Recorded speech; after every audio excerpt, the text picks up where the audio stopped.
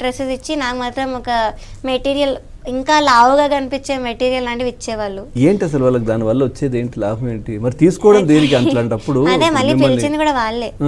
So ఎందుకు అలా చేశారో అర్థం కాలేదు. అండ్ లాలూ దర్వాజా లస్కర్ ఎస్పెషలీ ఆ సారీ కింద కట్టుకోమని, పొట్టిగా కట్టమని సారీని కూడా మా మదర్ని ఇబ్బంది పెట్టారు. ఫస్ట్ మీరు పొట్టి కట్టండి.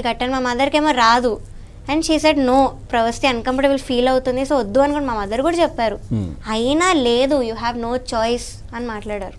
తర్వాత ఈ మీరు మొదటి నుంచి చెప్తున్నారు ఈ లాలూ దర్వాజా సాంగ్ అని, ఒకసారి పాడండి. సార్, లాలూ దర్వాజా లస్కరు బోనాల్ పండగ కస్తనాని రాకపోతేవి, లగ్డీక ఫూలు బోరికి లబ్బరు గాజులు దస్తనాని దకపోతేవి, అవు మళ్ళా ఉట్టి జూట మాట చెప్పి వచ్చేదాకా లొల్లి పెట్టి పట్టుకుంటే పోరగాడు పలకనామ పారిపోయి తుర్ర. లాలూ దర్వాజా లస్కరు బోనాల్ పండగ కస్తనాని రాకపోతేవి, లగ్డీక ఫూలు బోరికి లబ్బరు గాజులు దస్తనాని దకపోతేవి.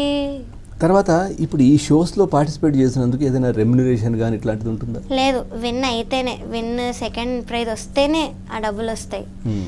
కానీ సూపర్ సింగర్ 9 అనే షో చేశాను నేను 2016లో. దానికి మాత్రం మాకు ఎపిసోడ్ వైజ్ డబ్బులు పే చేశారు. బికాస్ టీమ్గా పెట్టారు ఆ సీజన్లో. నేను గోపిక పూర్ణిమ గారి టీంలో ఉన్నాను. సో దానికి మాత్రం మాకు ఎపిసోడ్కి ఇంత అని ఇచ్చారు.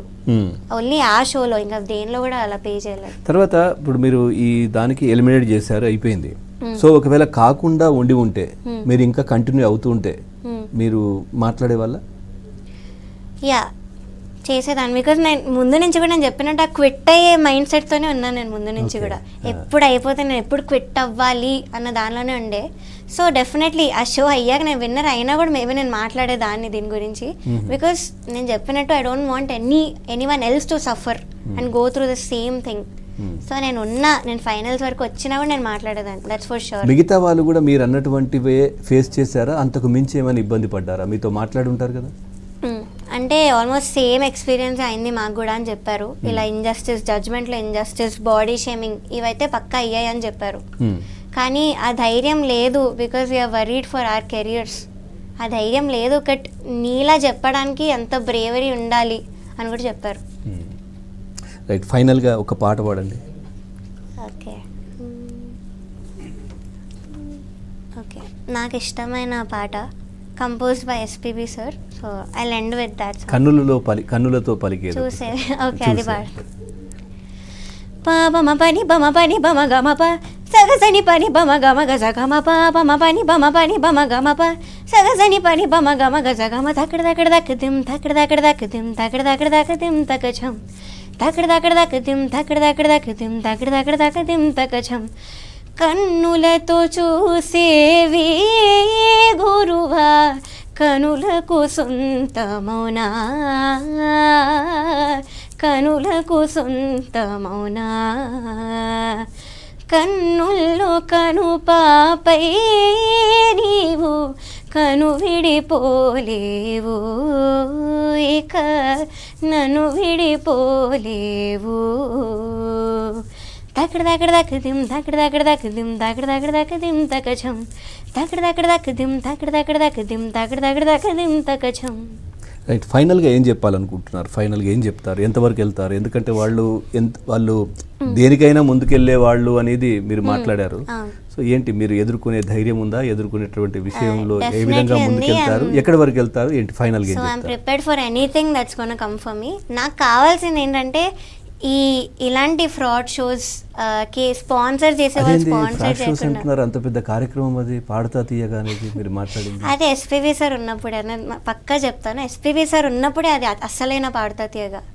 దాని తర్వాత అసలు ఈ ఛానల్ తో సంబంధం లేదా? అది ఉంది అంటే వాళ్ళు ఎక్కువగా ఇన్వాల్వ్ అవ్వరు.